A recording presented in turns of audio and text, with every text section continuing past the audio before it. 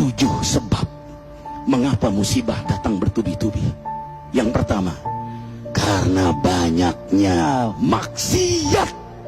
Surah Yasin ayat 19 yang kita baca setiap hari. Kemalangan-kemalangan terjadi, musibah-musibah terjadi, malapetaka terjadi karena dosa keterlaluan kalian kepada Allah. Yang kedua, karena banyaknya orang berbuat zalim. Dengarkan surah Qasas ayat 59.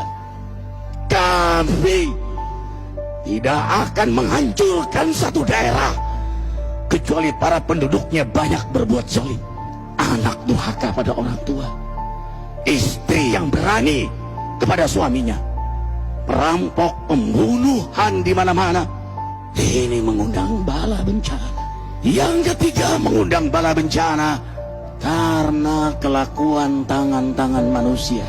Rum 41. Telah tampak kerusakan di daratan dan lautan karena tangan-tangan jahil manusia, agar mereka merasakan akibat perbuatan mereka. Sebagian mereka merasakan akibat perbuatan mereka, agar mereka kembali kepada Allah. Yang keempat, bencana terjadi karena para tokoh melakukan kemaksiatan dan kezaliman.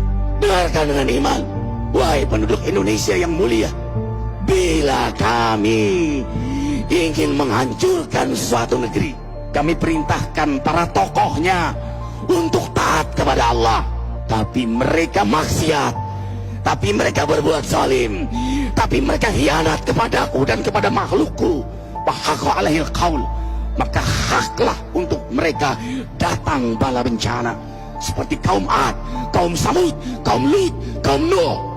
Kami hancurkan sehancur-hancurnya. Siapa tokoh itu? Para pemimpin kita yang sumpah Al-Quran di kepalanya, demi Allah tidak korupsi. Lalu korupsi. Siapa lagi?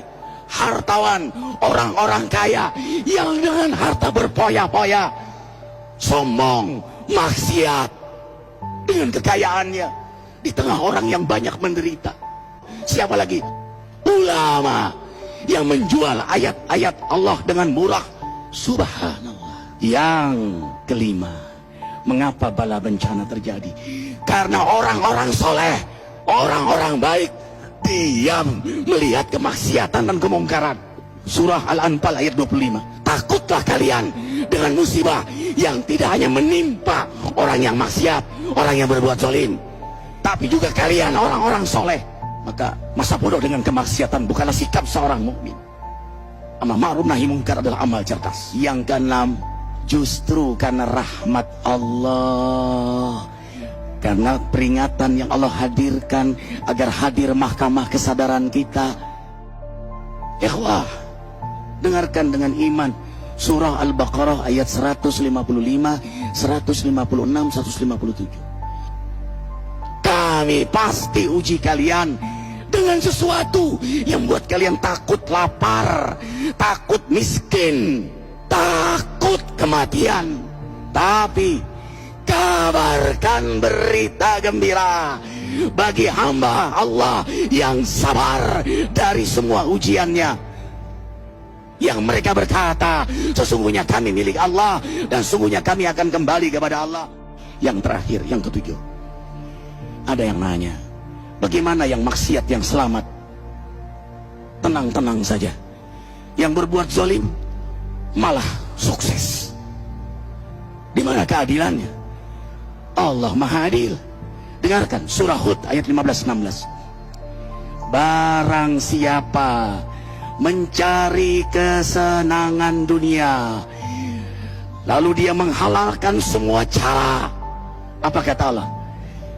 Kami beri, tapi di akhirat tidak mendapatkan secuil pun kenikmatan, malah nikmat di dunianya menjadi bahan bakar azab untuk dirinya. Itulah istidrat. Lalu apa sikap kita sekarang? Orang beriman menjadikan peristiwa apapun sebagai jalan untuk mendekatkan dirinya kepada Allah.